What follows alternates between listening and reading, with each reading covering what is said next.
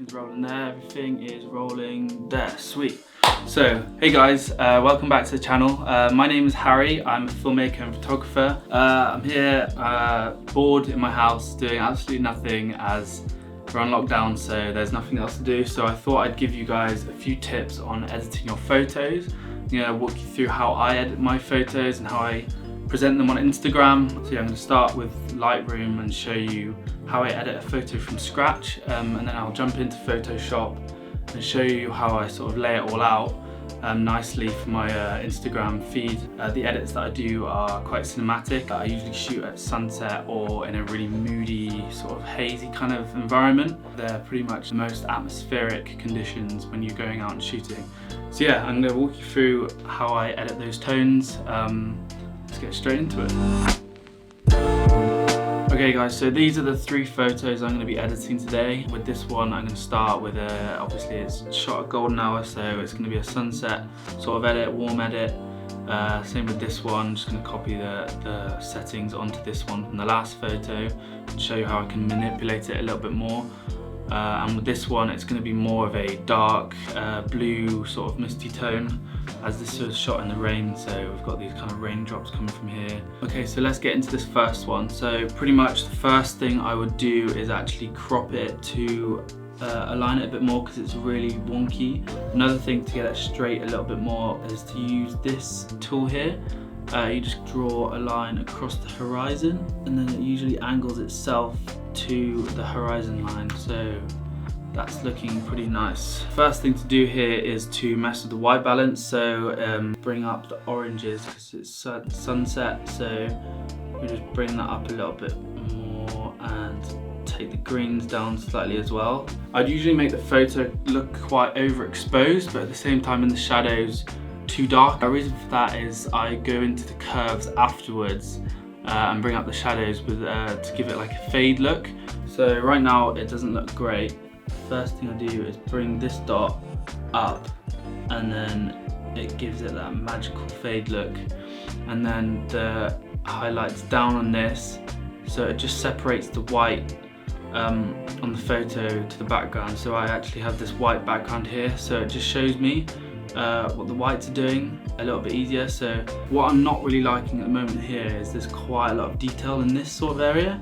So what I would do is come up here and just bring the clarity down, and it just gives it that really nice atmospheric sort of hazy look. I don't really like the green, so go down here and adjust the colors now, which is where all the magic happens. So the first thing you do is go to the hues.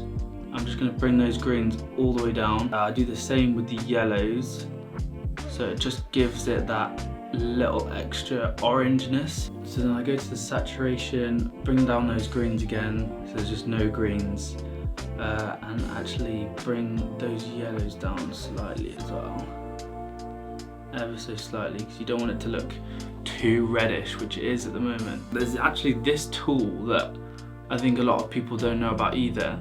You hover it over a colour that you want to mess with. It basically only adjusts the colour that you're touching. I just want to bring that saturation up ever so slightly, and I'll do the same with the hues. I'll bring it up so it looks a little less orange and more in the yellows kind of thing. I only want to do it very, very slightly because I do quite like this sort of purple tone. That seems alright now. Okay, so obviously the before and after, big difference. So yeah, pretty much what I do next is that I actually go into the split toning. To get that sort of cinema look, I go in the shadows here and make the shadows blue. And in the highlights, I actually use sort of halfway between the orange and the yellow. So it just gives that sky that little extra pop there. So yeah, no, I think that's done. That's pretty much done.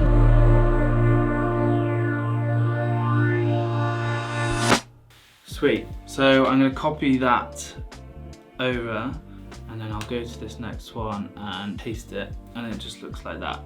I'm going to crop it all the way down. Nice. This one I really want to bring out that sky a lot more, so in the shadows make it a little bit more green. Even the slightest bit of green just looks too much, so I want it to be on like 3%. That'll do. And then the highlights, I want to bring that more to the red slightly and then up.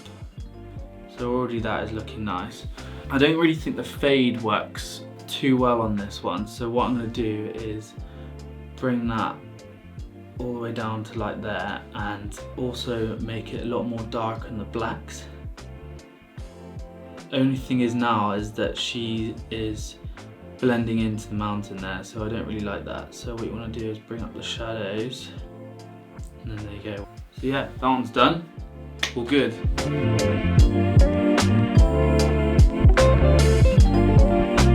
Alright, so for this next one, this last final one, this actually came to a big surprise for me when I first discovered this sort of way of editing.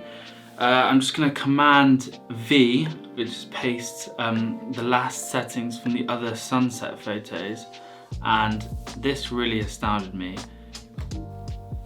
It's pretty much already done. It already looks blue and atmospheric. I don't know what it is that I did. I think it's the blues and the shadows that I did with the split toning down here, and me not really messing with the white balance too much.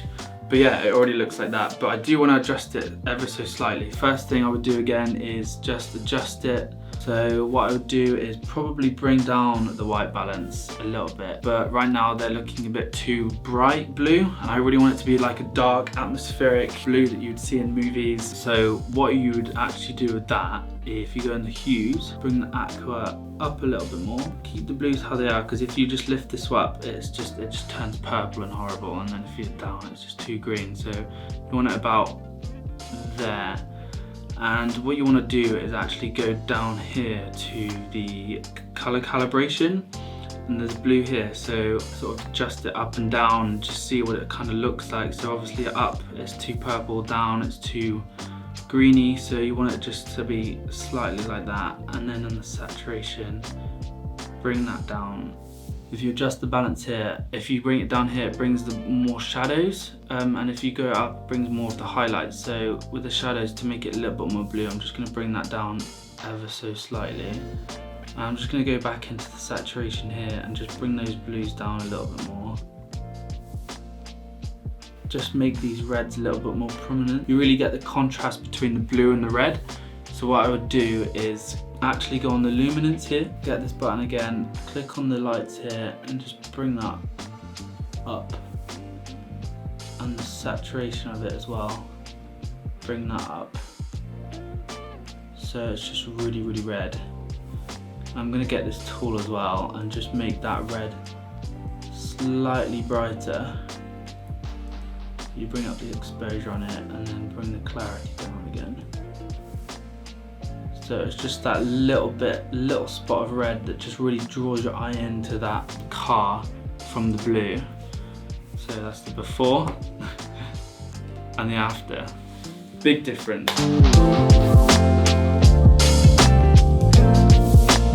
Okay, so for this next part of the video, I want to show you how I go about laying out my photos on my Instagram. So like I said earlier in the video, I go for this sort of series look on my photos. So on my Instagram, basically what you do is as you swipe across, it brings all of the images from that day and has them in like a nice little series. And what I do is I like to have this sort of color palette going down some of them. I got this idea from this Instagram account called colorpalettes.cinema. Basically what it does is find these shots from like movies and has the color palette at the bottom, shows you like the colors that they use in films and stuff. So yeah, I got that idea from that account, so I thought I'd do that with some of my photos because I haven't really seen that being done before. So let's open Photoshop. So to stretch it across 3, keep the height at 5,000, and if it's 4,000 the width, you basically want to times that width of the photo by 3, 12,000, which is what I've got here. So you create that.